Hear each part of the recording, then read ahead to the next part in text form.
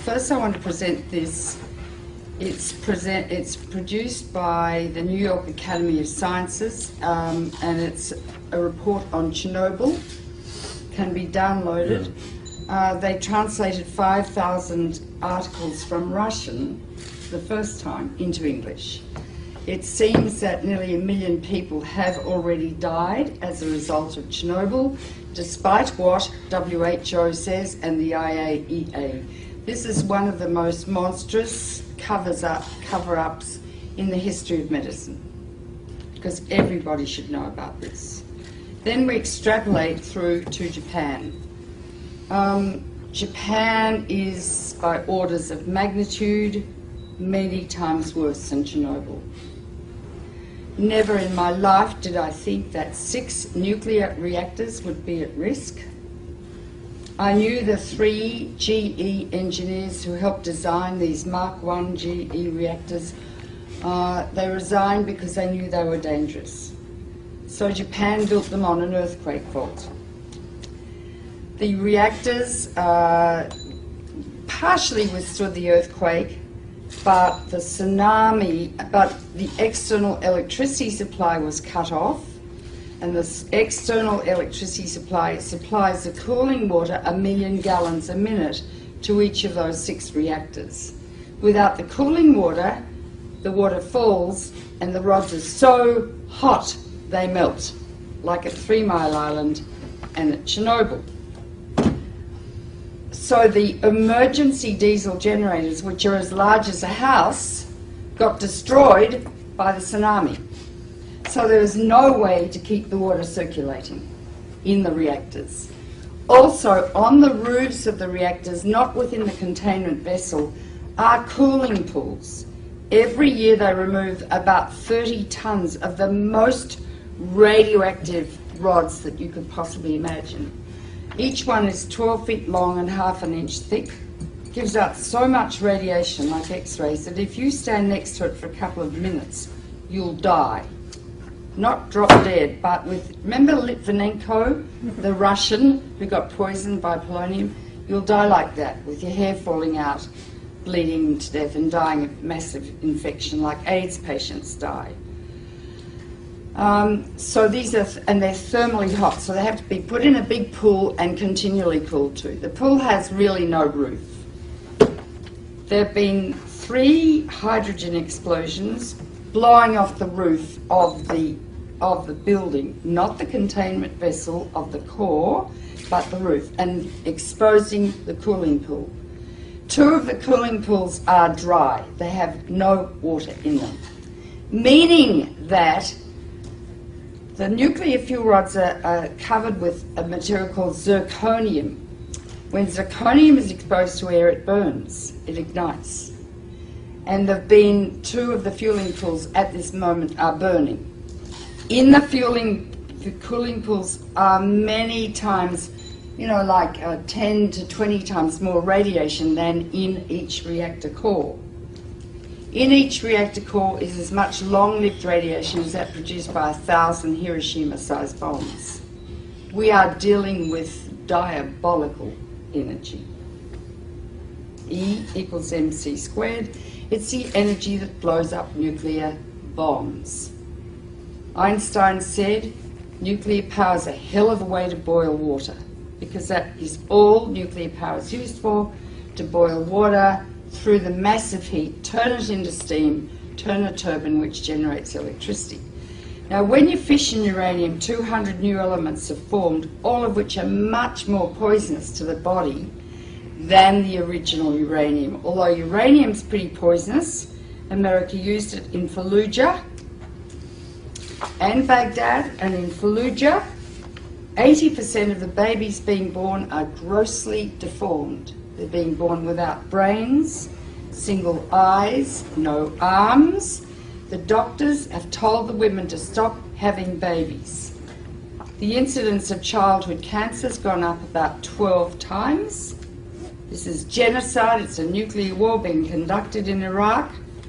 But uranium that they're using lasts for more than 4.5 billion years. So we're contaminating the cradle of civilization, the coalition of the willing. In the nuclear power plants, however, is a huge amount of radiation, 200 elements. Some last seconds, some last millions of years.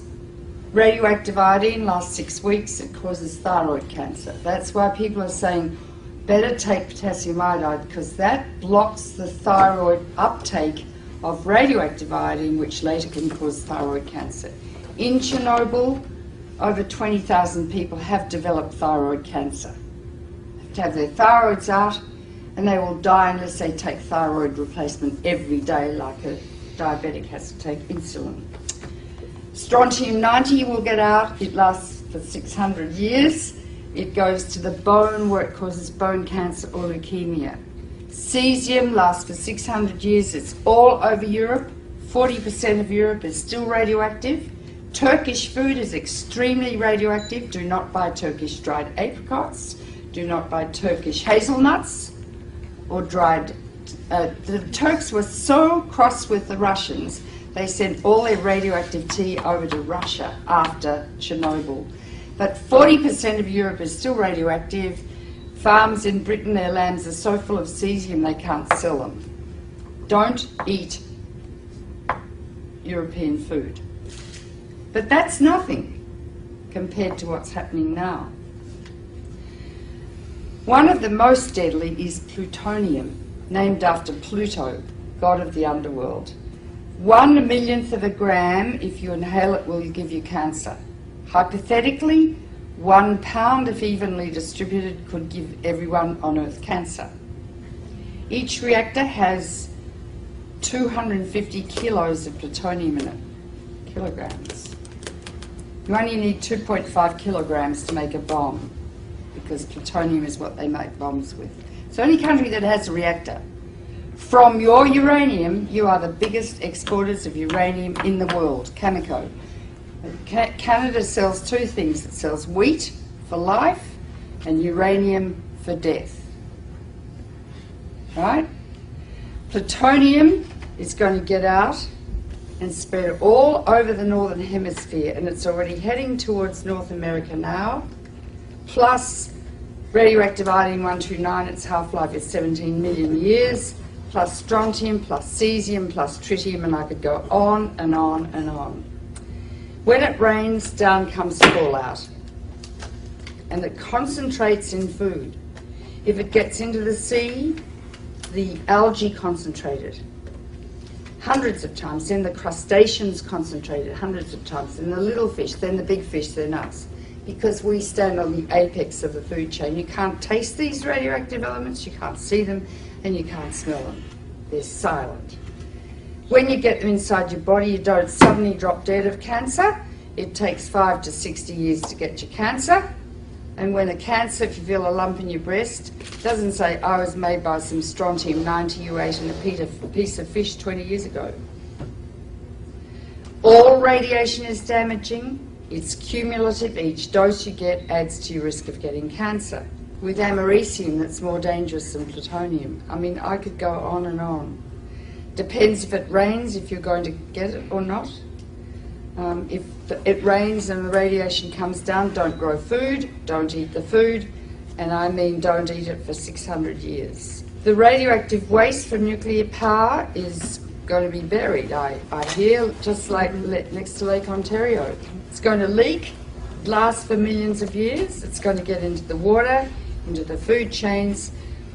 Radioactive waste will induce epidemics of cancer, leukemia, and genetic disease for the rest of time. This is the greatest public health hazard the world has ever witnessed, apart from the threat every day of nuclear war.